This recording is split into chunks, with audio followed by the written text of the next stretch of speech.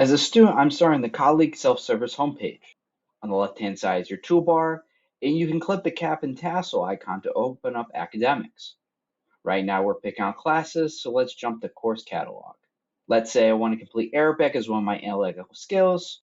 Make sure you filter your course to the correct semester and view the available sections for this elementary Arabic. Right now I can see that there's 3 people left in this class, so I'm going to add section to schedule. Hit add section to confirm. If I go back to the cap and tassel and go to register for classes, what I just did was plan this course for the upcoming semester. It even says it under the course. All of your planned courses for a semester will show up here, a great preview of what your weekly schedule will look like.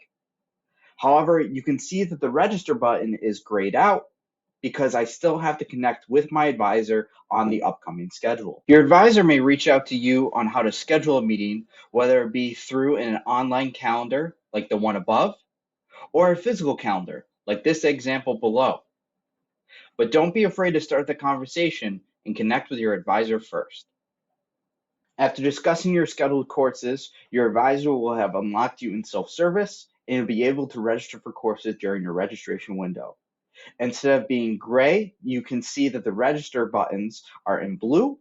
You'll be able to click register now in the top right for all your courses or individually under each course. After registering your courses, you can see your classes change from planned to registered, but not started.